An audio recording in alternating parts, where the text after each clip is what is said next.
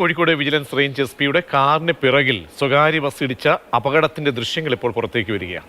കഴിഞ്ഞ തിങ്കളാഴ്ചയായിരുന്നു അപകടം. ഹോൺ മുഴക്കിയെത്തിയ സ്വകാര്യ ബസിന് മുന്നിൽ കാർ പെട്ടെന്ന് ബ്രേക്ക് ചവിട്ടുകയായിരുന്നു. ഇതോടെയാണ് കാറിന്റെ പിറകിൽ ബസ് ഇടിച്ചത്.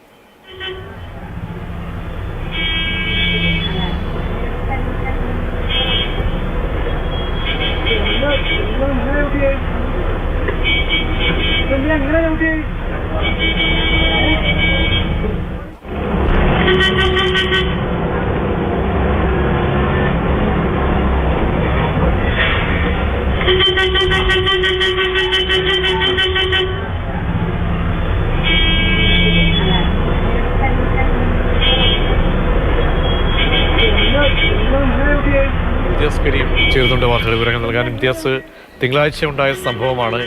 അപകടത്തിന്റെ എന്താണ് കാരണമെന്നത് സംബന്ധിച്ചുള്ള ദൃശ്യങ്ങളാണ് പുറത്തേക്ക് വരുന്നത്. പിന്നീട് എന്താണ് നടപടി ഉണ്ടായത്?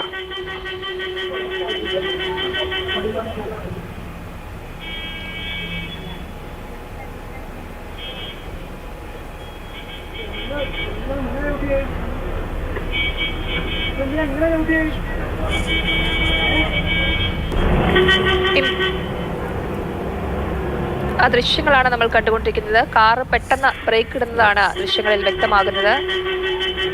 സ്വകാര്യ ബസ് ഹോൺ മുഴക്കുന്നതും കേൾക്കാം. ഇംതിയാസ്, കേൾക്കാമോ?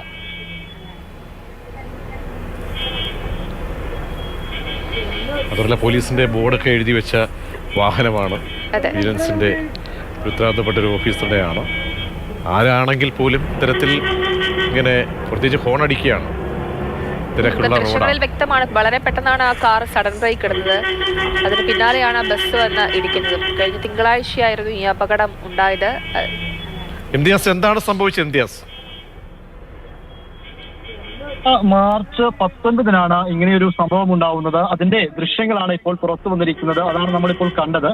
അതായത് കോഴിക്കോട് മെഡിക്കൽ കോളേജ് തൊണ്ടയാട് റൂട്ടിൽ ഇത്തരത്തിൽ വിജിലൻസ് എസ്.പി അബ്ദുൾ റസാഖിന്റെ വാഹനം അതുവഴി വരികയായിരുന്നു. ഇവർ തൊണ്ടയാട് ഓഫീസിലേക്ക് പോവുകയായിരുന്നു.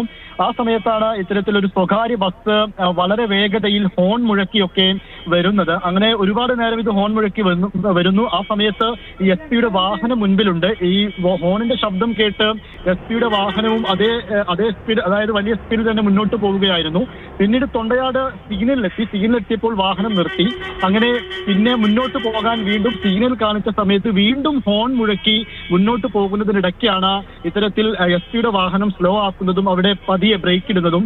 ആ സമയത്താണ് ഇത്തരത്തിൽ വാഹനത്തിന്റെ പിന്നിൽ വന്ന് ഇടിക്കുന്നത്. അങ്ങനെ ഇടിച്ച സമയത്ത് തന്നെ എസ്.പി അടക്കം ഉള്ളവരിറങ്ങി ഇദ്ദേഹത്തോട് കയർത്ത് സംസാരിച്ചു.